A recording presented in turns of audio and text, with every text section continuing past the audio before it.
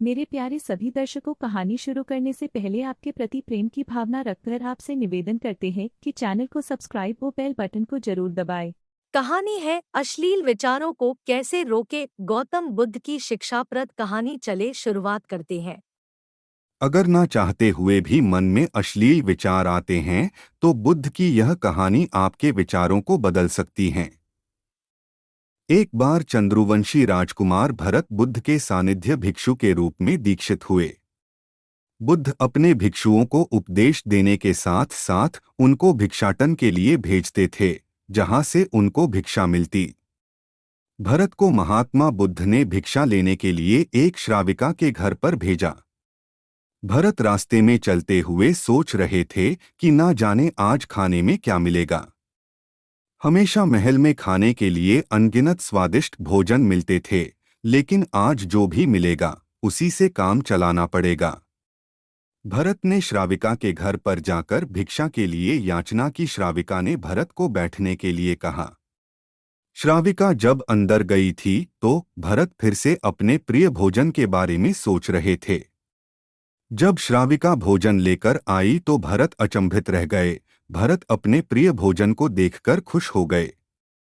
भरत भिक्षा ग्रहण करने लगे। भिक्षा ग्रहण करते हुए भरत सोचने लगे कि उनको हमेशा खाना खाने के बाद कुछ विश्राम करने की आदत है, लेकिन आज उन्हें यहाँ से खाना ग्रहण करने के बाद धूप से होकर वापस आश्रम पहुँचना है। भोजन हो जाने पर श्राविका ने भरत को कुछ समय विश्राम करने के लिए आग्रह किया। भरत खुश हो गए। सारी इच्छाओं की पूर्ति होते देख भरत इसको एक संयोग मानकर कुछ देर के लिए लेट गए। लेटते हुए भरत सोचने लगे कि आज तो सोने को मिल गया, लेकिन मेरे सर पर हमेशा के लिए छत का साया तो मिट गया है। जब भरत सोकर उठे तो श्राविका ने कहा कि आपको जब तक यहाँ पर रहना है आप यहाँ पर रह सकते हैं। अब भरत समझ गए कि ये कोई संयोग नहीं है। श्राविका जरूर मेरा मन पढ़ रही हैं। भरत खड़े हुए। भरत ने श्राविका से पूछा, मुझे क्षमा कीजिए पर क्या आप मेरा मन पढ़ सकती हैं? आप यह सब कैसे कर लेती हैं? श्राविका ने कहा, शुरू में मेरे लिए ये कठिन था, लेकिन मैंने खुद के विचारों को देखना शुरू किया। शुरू में मेरे विचारों की संख्या अनगिनत थी, पर मैंने अपना पूरा ध्यान उन विचारों पर केंद्रित किया। मैंने बिना पक्ष विपक्ष के अपने विचारों को देखना जारी रखा। धीरे धीरे मेरे विचारों की संख्या कम होती गई। मेरे सारे व्यर्थ विचार दूर होते गए। तब से मैं दूसरों के विचार पढ़ लेती हूँ। यह सब सुनकर भरत घबरा गए। भरत ने श्राविका से आज्ञा ली और वहां से निकल पड़े। रास्ते में चलते हुए भरत अपने मन के विचारों का स्मरण करने लगे। भरत के मन में श्राविका के बारे में अश्लील विचार आए। श्राविका ने भरत के बारे में क्या सोचा होगा? भरत को खुद पर शर्म आ रही थी।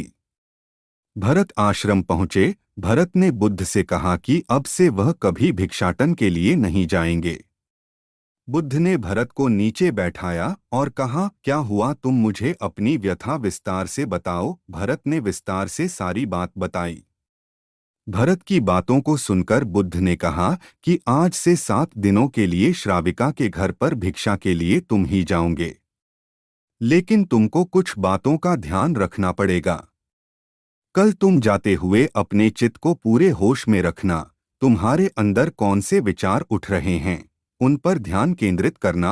होशपूर्ण और जागृता के साथ ध्यान करना कि कौन सी वासना तुम्हारे भीतर उठ रही हैं। इन सभी का ध्यान करते हुए जाना और फिर मुझसे विचार विमर्श करना। अगले दिन भरत बुद्ध के बताए अनुसार पूरे मार्ग में अपने होश को जागृत रखते हुए चल रहा था। भिक्षु आज पूरी तरह से जागा हुए था। जैसे जैसे श्राविका का घर नजदीक आ रहा था, भरत की घबराहट बढ़ रही थी। भरत ने अपनी घबराहट को एक तरफ करते हुए बुद्ध के विचारों पर ध्यान केंद्रित किया।